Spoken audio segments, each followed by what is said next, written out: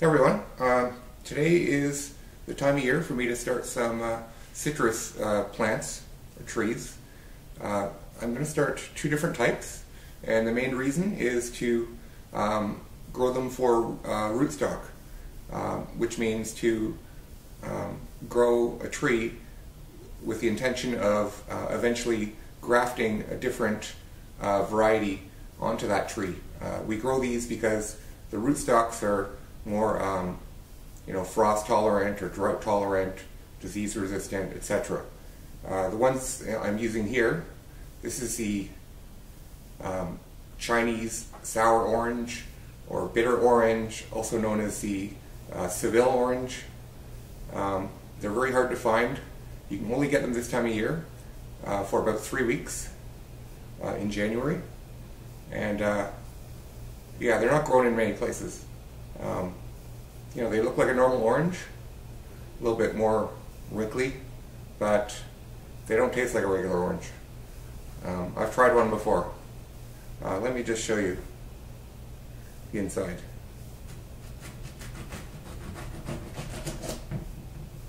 Okay, this one's actually a lot less seedier than most, but you can see there's quite a few seeds, but in most I would say you'll see 3 times that amount of seeds. And some people have reported these to be inedible, poisonous, whatever. I wouldn't consider them inedible. People use them for marmalade and stuff like that, which you usually want to use the crappy tasting oranges for. But I don't mind them. I tried one once before and I thought it tasted okay. I totally get the sour part. It's very sour. Probably more sour than any lemon or lime, but I didn't think it tastes that bad. Maybe I'll give it another shot here.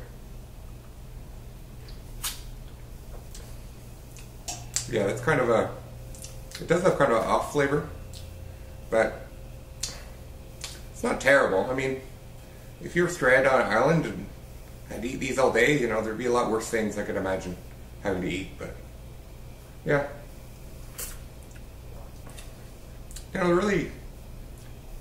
They're not terrible anyway. So next is the honey tangerine. This is also a very good rootstock. The bonus with this too is it's a very delicious fruit. If you don't mind seeds in orange, I would say this is one of the best ones you can have. Of course, for seedless, the navel is pretty much king of the, best tasting for most people.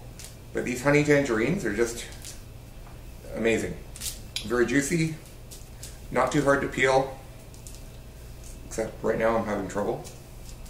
Yeah, overall, just a fantastic orange. You don't get too wet peeling it like you do with a Valencia a lot of times. There we go. They do have very large seeds in some of them, but that also it makes it very easy to harvest the seeds and grow these. I do have some already growing, and they're growing just great. I mean, the seeds are germinating, that's what I mean.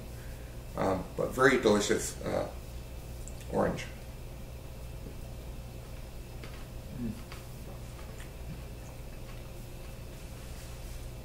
I can see how it has the name honey tangerine. It's very sweet. But yeah, these are my two that I'm growing for rootstocks. I'm also going to keep a few of these just as separate trees, just to grow them for fun.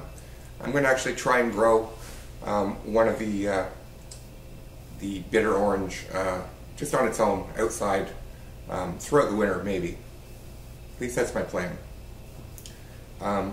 The honey tangerine, I'm probably just going to use it as a indoor-outdoor plant, and then maybe use a few to graft like a Meyer lemon onto, or kumquat or something like that. We'll see. Just gives me some options for for the future.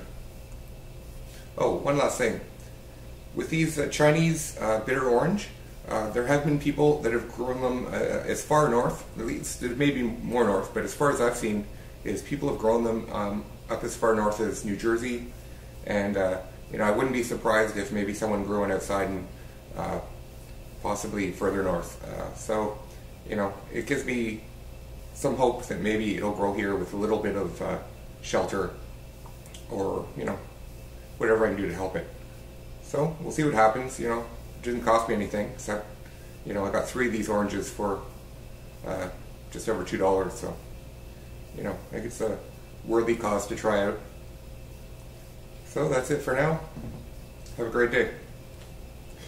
One consideration when you're growing seeds from a citrus is you want to use fairly fresh seeds.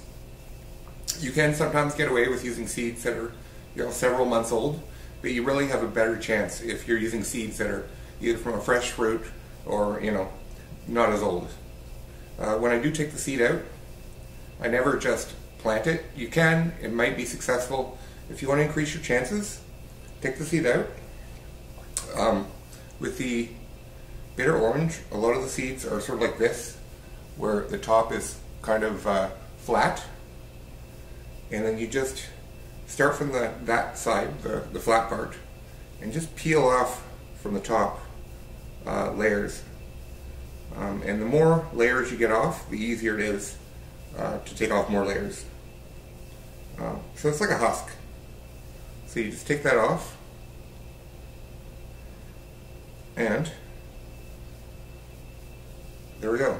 And then you just have a little sort of inner seed, like that.